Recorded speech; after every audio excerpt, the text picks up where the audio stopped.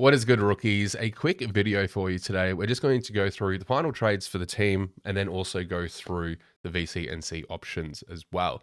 Special shout out to DJS78, who has become a recent member. So appreciate the support, mate. Thank you very much. But yeah, we had our trade talk video on Tuesday this week. So we got a little bit earlier than Wednesday, just so we could put something else on here to talk about some changes that might have happened during the week. So we looked at a Merritt, we looked at a Dacos, looked at a Sam Draper. Names that have come up are Rosie now being training in the halfback role. So Rosie looks very good from a value point of view and scoring output point of view. So a lot of people might be trading Rosie back in or potentially getting him in for the first time like we could. Then we've also got Dylan Moore as a name to look at.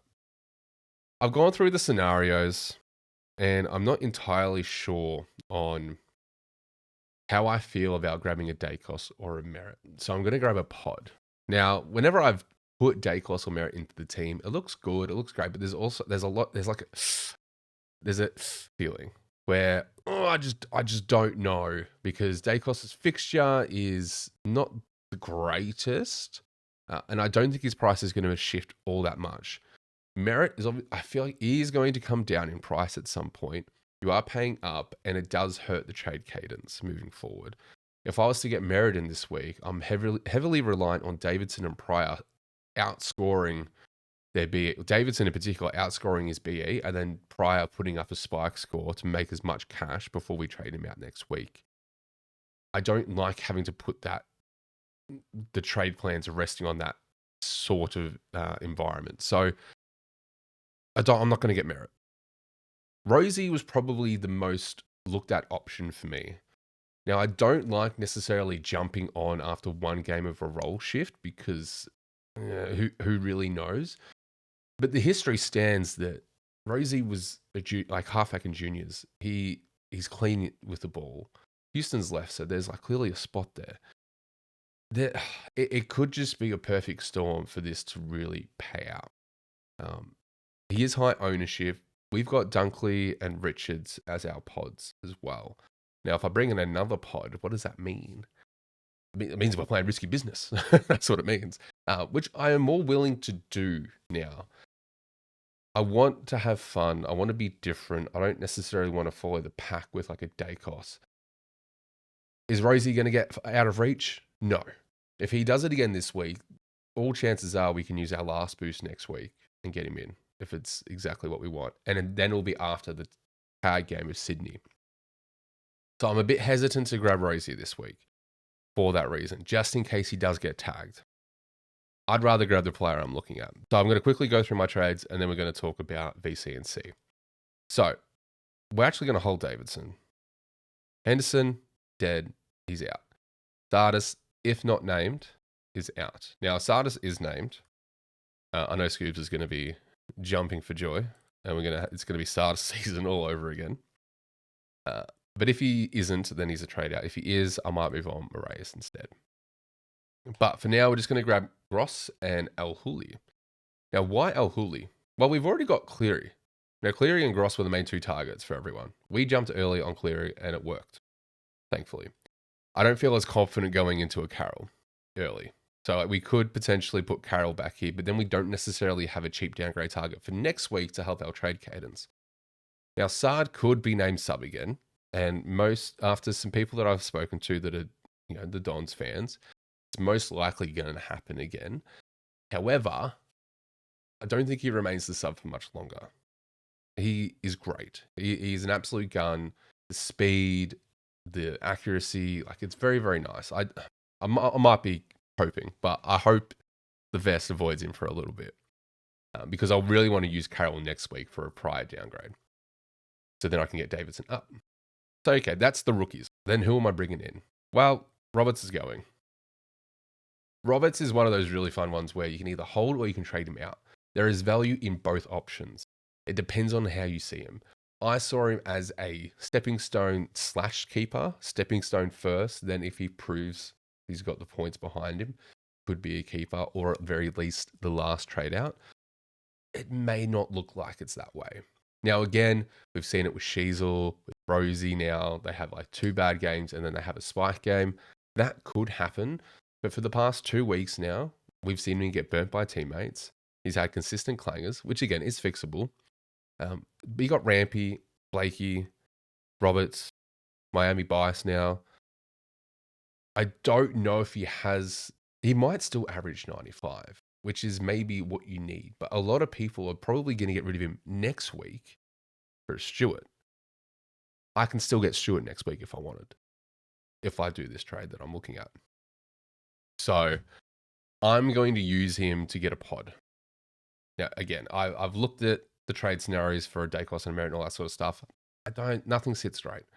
I want a pod. I want to play risky. I want to see the money. So I'm getting in Tom Green. I'm moving Sinclair into the back line, and I'm going to bring in Tom Green. 2% owned. Looks like value at 564. Someone's probably going to talk me out of it before it's locked in. But I'm not grabbing a Brisbane or Collingwood player tonight. So I can make an adjustment if I need to, if someone highlights something to me in the community that really scares me away. But just quickly, for Tom Green, contested possession beast. Now, clearances, amazing as well. Contested possessions, which means he's an inside mid. Tags can be played on him. And he does go against my second banana theory. However, there is Finn Callahan who has been copping attention. And there's Lockie Whitfield. I don't feel like the second banana theory applies it's not as applicable to the Giants. So I'm happy to take that risk. Does have some clangers and some DE to clean up, which is why I think there's value here. That will get cleaned up. Even with these frees against as well, his possession count and disposal count, crazy. A 37, a 31, a 35, and a 28 on a hot day. Just absolutely solid numbers. And for 560, I think this is value. And I think he is in a great team, which then allows him to, again, get around the mark of top 8, I believe. So I'm going to grab Tom Green. Every time I put Dacos in the team or Merritt in the team, I have my, I don't know, moments. As soon as I put Tom Green into it after looking at the stats, I've never felt more comfortable. So we'll go with that. Now, VC and C options. We're going to go through the games and we're just going to talk about who you could potentially VC from each game if you wanted to. We'll go through just quickly and look at, let's go coach's choice, VCs. Now, again, I don't know if this is for this round. Can I do this round or is this last round? I don't know if this is for this round yet. This is something that's not very clear. Anyway. If this is, we'll go based off this. So TDK against who's he got? A Hurt Sherry. I don't mind it for a VC. Dacos, solid. Sheasel, very solid. Sherry, sure. Neil, great.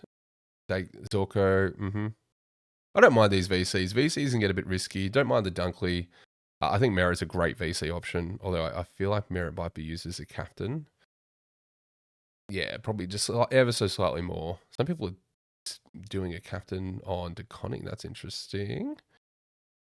You've got Brayshaw, Sarong, McRae. Awesome. Yeah. So very standard. Like it's your main people that you would think. I love the Lockie Whitfield C. Adelaide, absolutely. This is where Rioli went nuts against Adelaide.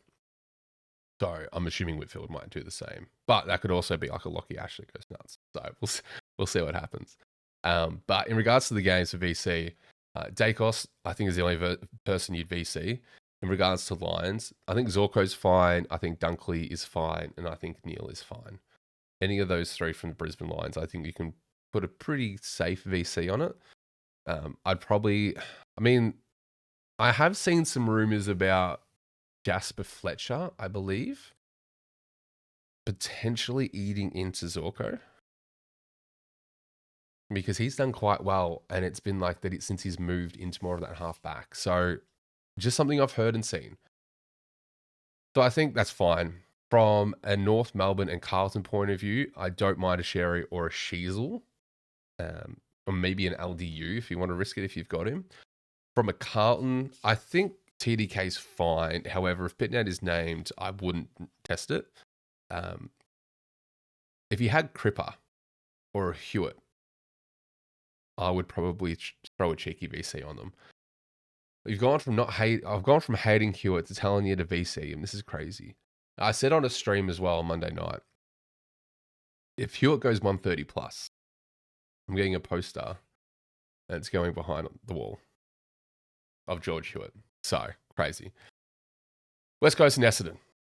I think Nick Martin might be a great VC. I would not captain him though, but I think Zach Merritt is a fine captaincy option or VC option.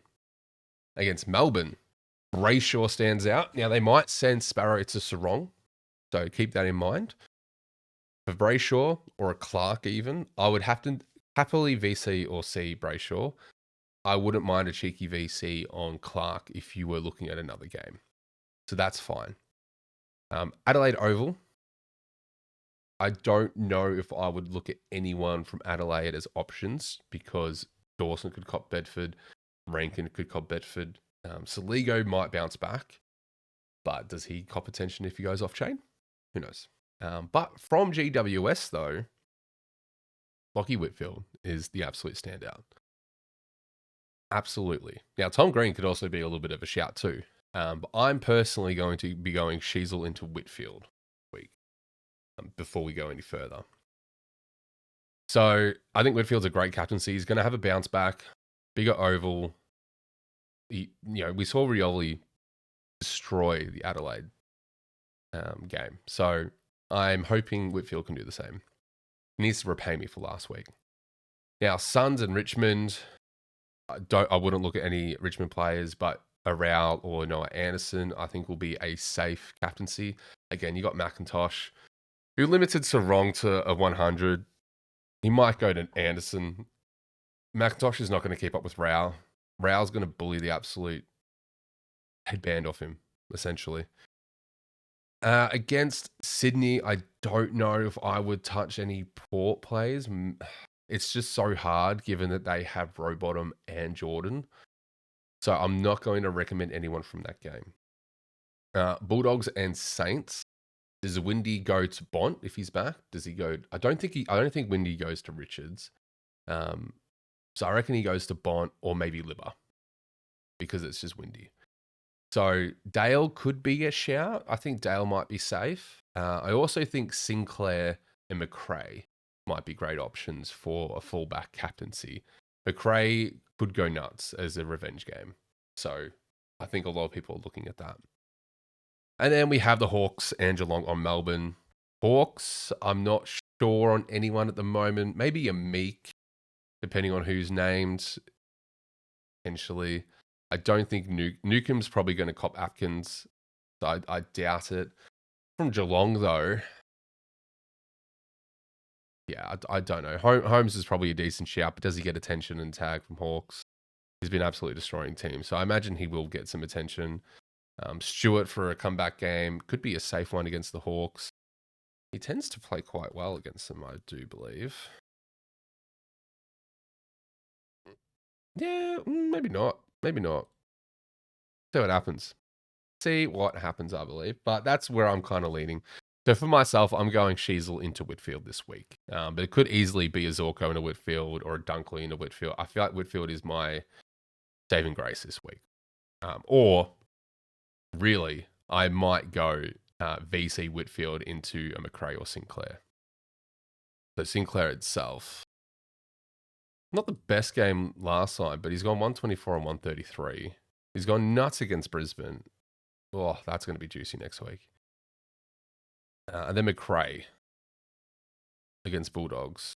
I mean, we got no stats. We got no stats. We can imagine he's going to go nuts.